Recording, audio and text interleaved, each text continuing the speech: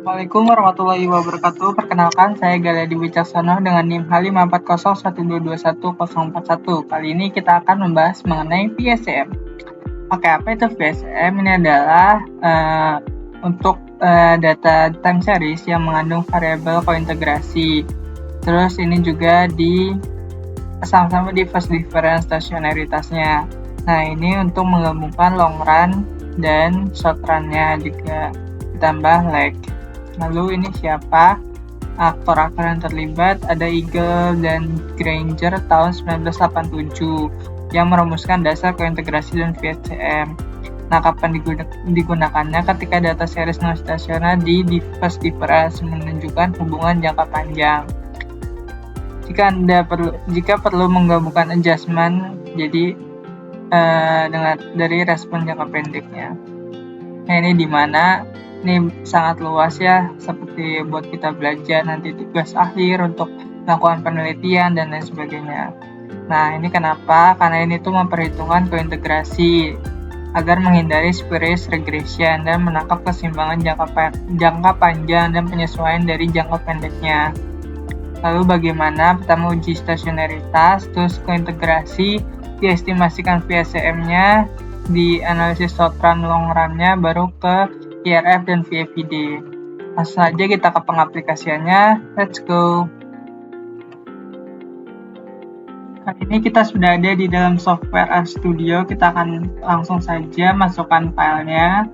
Kita ke import dataset, kita ke browse, lalu ke download, kita cari datanya. Ini saya ingin memakai data ini. Langsung ubah aja datanya untuk mempermudah. Lalu kita import. Setelah itu kita masukkan R script-nya. Ini saya sudah menyiapkan.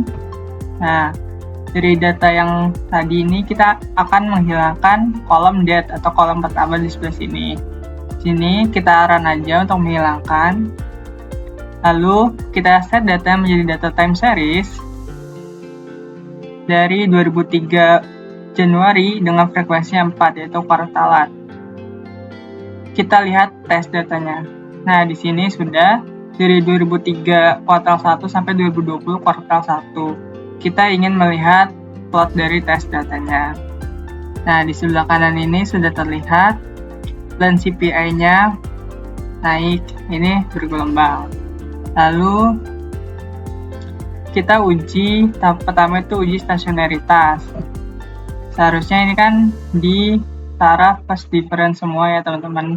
Oke, mungkin ini belum package-nya belum diaktifin ya, jadi kita aktifin dulu satu-satu. Kalau untuk time series itu kita pakai T series saja, kita centang, lalu kita akan memakai ini juga untuk integrasi, lalu kita pakai parse, lalu yang terakhir kita pakai ATSA, time series analysis. Oke, setelah itu kita stasionerkan. Nah, di sini masih belum stasioner di level, lalu GDP-nya juga belum stasioner di level. Kita first difference-kan dari LCPI-nya dulu. Di sini sudah signifikan di first difference dan GDP-nya juga ya. Lalu yang kedua kita akan menguji dari kointegrasinya menggunakan Johansson. Lalu kita run aja di sini. Nah, kita run, kita lihat hasilnya, kita summary. Oke, mana ya? Nih, untuk R sama dengan 0 di sini, kan test statistiknya 36 ya. Di sini yang 5%-nya 19. Berarti lebih besar tes statistiknya. Nah, itu berarti menolak dari H0. H0 itu kan tidak ada kointegrasi. Nah, berarti itu ada kointegrasi. Lalu kita lihat atasnya nih, yang R sama dengan 1. Tes statistiknya, tes statnya ini 3, di sini 5%-nya 9, jadi ini tuh lebih kecil, yang berarti gagal tolak H0. H0 ini kan di sini paling banyak satu integrasi gitu. Jadi kesimpulannya LCPI dan GDP ini terikat dalam satu hubungan jangka panjang atau satu kointegrasi. Selanjutnya kita estimasi PHCM-nya. Kita summary.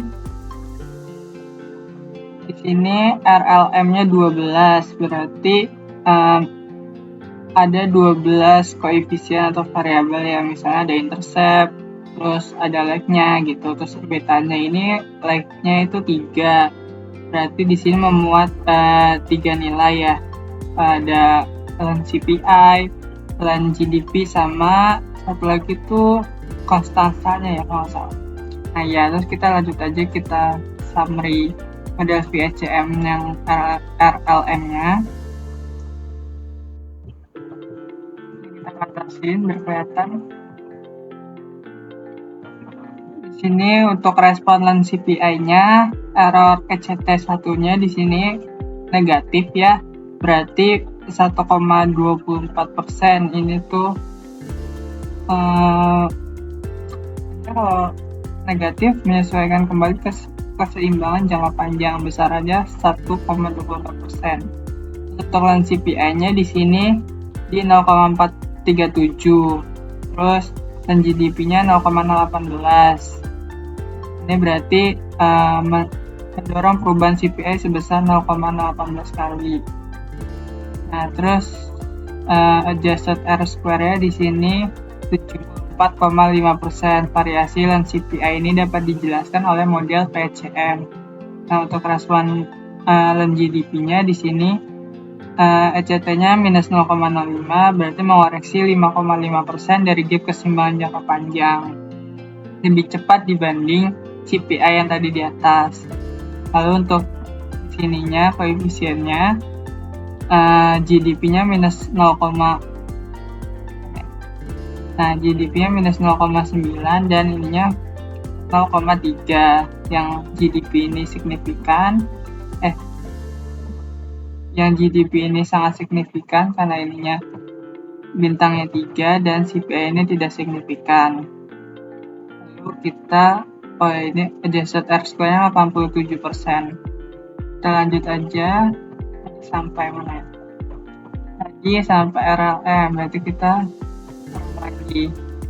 Nah, sebelah sini mediannya 1, menegaskan bahwa kita tuh menormalisasi pada ln CPI. Lalu minnya itu minus 0,4 dan maksnya 1,2.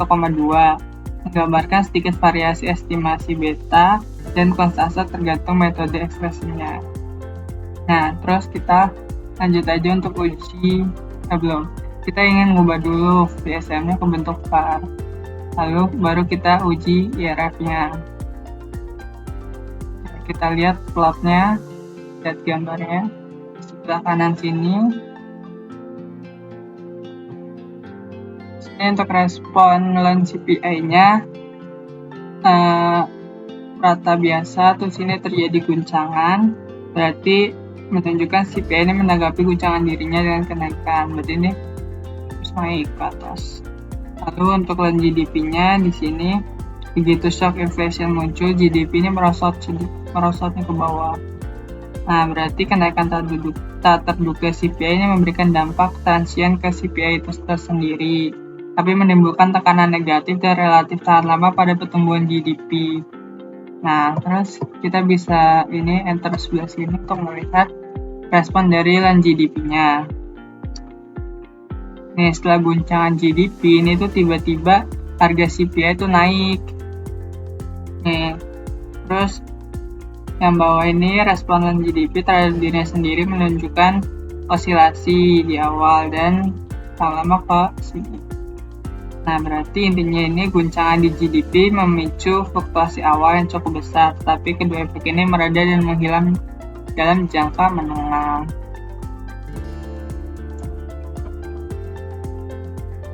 Terus kita lihat VFD-nya. Kita lihat plot yang, nah plotnya di sini untuk terhadap ln CPI-nya 90%. Nah, 90% nih. 90% ini variance forecast untuk error ln CPI dijelaskan oleh shock dari dirinya sendiri gitu. Karena kan yang hitamnya ini lebih banyak ya. Terus yang menengah ini dari sini ke sini udah mulai meningkat si lens GDP-nya, sampai ke sini lens GDP-nya terus meningkat dalam periode jangka panjang. Untuk terhadap PFID terhadap lens GDP ini untuk jangka pendeknya 90 sangat banyak nih lens GDP-nya berasal dari shock dirinya sendiri. Hanya sedikit yang disumbang dari lens CPI. Untuk dalam jangka panjang ini hanya naik sedikit saja nih untuk lens CPI-nya. Mungkin segitu aja interpretasi untuk uji uji VSCM maksudnya. Sekian uji coba VSCM dan saya, kurang lebihnya mohon maaf. Assalamualaikum warahmatullahi wabarakatuh.